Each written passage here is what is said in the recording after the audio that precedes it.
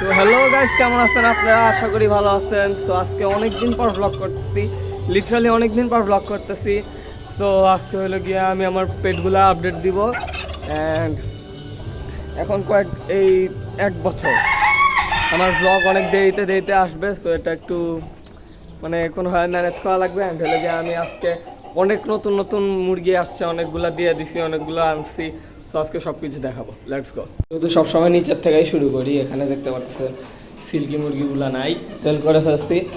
ওগুলোকে দিয়ে আমি আরও কয়েকটা নতুন মুরগি আছে, যেমন এই দেশি মুরগিটা দেখতে পারতেছেন, এটা নিউ, এটা তো আমার পুরানো মোরগ দেখতে পারতেছেন, মাশাল্লাহ অনেক বড় হয়ে গেছে।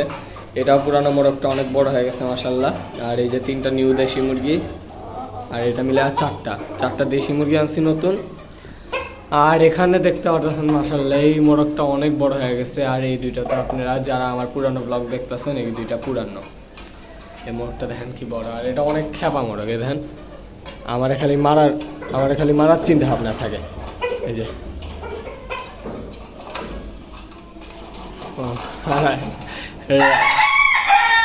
খেপানোর দরকার নাই।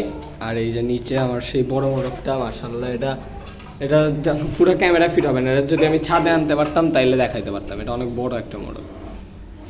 আর এখানে এই জায়গাটা খালি, এই জায়গাটা কেন খালি ওইটাও বলবো। আপাতত এখানে আছে আপনাদের নতুন মুরগি, কেমন লাগছে কমেন্টে জানাবেন। আর তিতিরটাও সেল করে ফেলছি, তিতিরটা যে সেল করছি ওটা দেখাবো। এই ছাদে একটু কাপড় মেলা আছে, দেখাইতে ঝামেলা হইলো। এই যে আমার টার্কিগুলা মাশাআল্লাহ অনেক সুন্দর লাগতেছে। এখন এই দুইটাটা একসাথে রাখি, যেহেতু আমার ব্রাউন টার্কিটা মরে গেছে আপনারা জানেন। এই দুইটাটা একসাথে রাখছি। বড় টার্কিটা মাশাআল্লাহ অনেক সুন্দর লাগতেছে।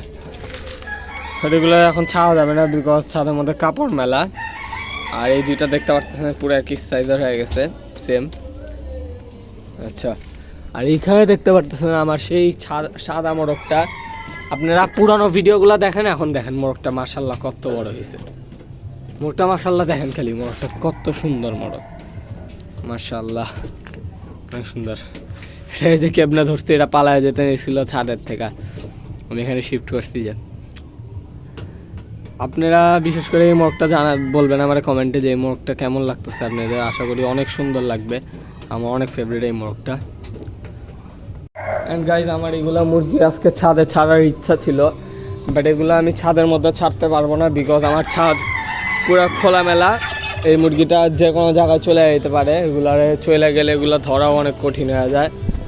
যেমন কি আপনারা জানেন, আমি হলে গিয়া আমার অনেক মুরগি ছাদ থেকে গেছে, অর্ডার খুঁজে পাইনি। আর রিসেন্টলি হলো গিয়ে আমার টার্কি দুইটা হারাই গেছিলো ছাদের থেকে, কই জানি চলে গেছিলো। খালি মেলটা ছিল, ফিমেল তো ওটাই নাই ছিল। পরে আমরা অনেক কষ্ট পর খুঁজে আনছি এলাকার থেকে।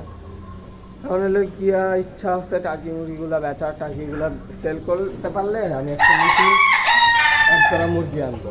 আর যদি আপনাদের মধ্যে কারো হলে গিয়ে টার্কি মুরগিগুলো লাগে, একটা মেল 2টা ফিমেল, আপনারা ছবি দেখছেন। আর এগুলো ডিমও দিবে, মানে ডিম 2 দিন আগেও দিতেছিল, তারপরে এই যে চলে যাওয়ার পর থেকে ডিম দেওয়া বন্ধ করে দিছে। আশা করি ডিম দেওয়া শুরু করে দিবে। আপনারা যদি লাগে তাহলে, এটা বেশি লম্বা করলাম না, কারণ হলো গিয়ে আমি কোনো কিছু ছাড়তে পারতেছি না। আর আশা করি সামনে আমি একটা সেট আপ বানাবো 1-1.5 বছরের মধ্যে, মানে ইটস এ লং টাইম। আমি চেষ্টা করবো আগেই করার জিনিসটা। তো বাই।